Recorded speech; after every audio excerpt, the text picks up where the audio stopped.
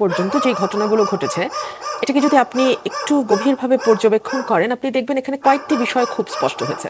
উনি হঠাৎ করে পদত্যাগের কথা বলেছেন, না ঠিক উনি বলেননি, উনি ওনার যে রাজনৈতিক দল এনসিপি, পরোক্ষভাবে ওনার রাজনৈতিক দল এনসিপি, সেই এনসিপির যিনি প্রধান নাহিদ ইসলাম, তিনি গিয়েছিলেন প্রধান উপদেষ্টার সঙ্গে দেখা করতে এবং নাহিদ ইসলাম বের হয়ে এসে সাংবাদিকদের এই কথা বলেছেন। এখানে কয়েকটি বিষয় লক্ষণীয়। গণমাধ্যমের রিপোর্টে দেখলাম বিএনপি 4 বার প্রধান উপদেষ্টার সঙ্গে সাক্ষাৎ করতে চেয়ে তার সাক্ষাৎ পায়নি। আমরা দেখলাম জামায়াতে ইসলামের প্রধান উপদেষ্টার সঙ্গে কথা বলতে চেয়েছে, তাদেরও সেই সুযোগ হয়নি।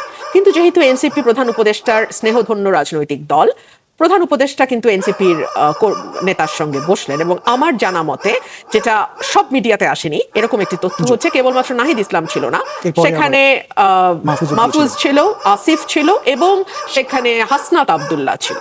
সো তাদের সকলের সঙ্গেই তিনি কথা বলেছেন এবং সেখান থেকে বেরিয়ে এসে তারা সাংবাদিকদের এই খবর দিয়েছে। সাংবাদিকদের কাছে সব খবর যায় না, সেই খবরগুলো সাংবাদিকদের কাছে যায় যেই খবরগুলো ভেতরের রুমে যারা বসে মিটিং করেন তারা সিদ্ধান্ত নেন যে খবরগুলো গণমাধ্যমে যাক এবং তার মাধ্যমে মানুষ জানতে পারুক। এখানে অনেকগুলো বিষয় আছে। এই কথা হঠাৎ করে ডক্টর ইউনূস নাহিদের মুখ দিয়ে বলালেন কেন?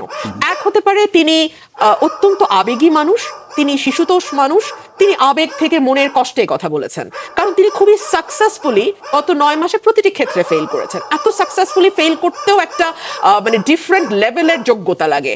ডক্টর ইউনূস তার সেই যোগ্যতা প্রমাণ করেছেন। Not only doctor Yunus, with his entire team. ওনারা পুরো উপদেষ্টা পরিষদ অত্যন্ত সফলতার সাথে অসফল হয়েছেন গত 9 মাসে।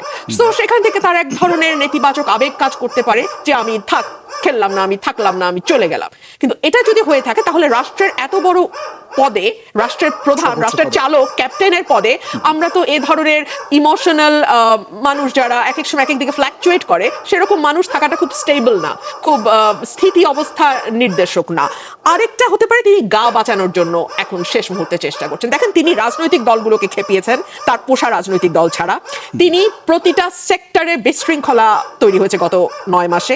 ইভেন তিনি বাংলাদেশের সবচেয়ে আমি বলবো দেশপ্রেমিক সেনাবাহিনী যাকে বলা হয়, বাংলাদেশের স্বাধীনতা এবং সার্বভৌমত্বের প্রতীক, সেনাবাহিনীকে তিনি টোটালি অ্যান্টাগোনাইজ করে তার মুখোমুখি দাঁড় করিয়েছেন। এবং হাসনাতের মতন, সার্জিসের মতন, আসিফের মতন বাচ্চা বাচ্চা ছেলেরা তারা সেনাপ্রধান সম্পর্কে যেরকম অপমানসূচক কথাবার্তা যখন তখন বলে, লেখে, আমরা চিন্তাও করতে পারি না। এত বছর পলিটিক্যাল ক্যারিয়ার এক একজনের, বিএনপি বলেন, অন্যান্য রাজনৈতিক দলের বলেন, তারা কেউ কল্পনাও করতে পারে না যে এইরকম একটি প্রতিষ্ঠান, যে প্রতিষ্ঠানটি বাংলাদেশের স্বাধীনতা এবং সার্বভৌমত্বের সঙ্গে ওতপ্রোতভাবে জড়িত, সেই প্রতিষ্ঠানকে নিয়ে যাচ্ছে তাই বলা যায়, যাচ্ছে তাই করা যায়।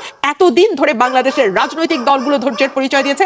আমি বলবো বাংলাদেশ সেনাবাহিনী এবং সেনাপ্রধান তিনি ভীষণ রকম ধৈর্যের পরিচয় দিয়েছে। আপনি আমাকে বলেন, আজকে যদি এই আন্দোলন সফল না হতো, আসিফ, সার্জিস, হাসনাত তারা কিন্তু বহু বছর ধরে আওয়ামী লীগের, ছাত্রলীগের হয়ে কোনোভাবে টিকে ছিল, তারা হয়তো বা টিকেও যেতে পারতো, মানে এদিক সেদিক পালিয়ে। সেনাপ্রধান পারতো, ওনার কোর্ট মার্শাল হতো না।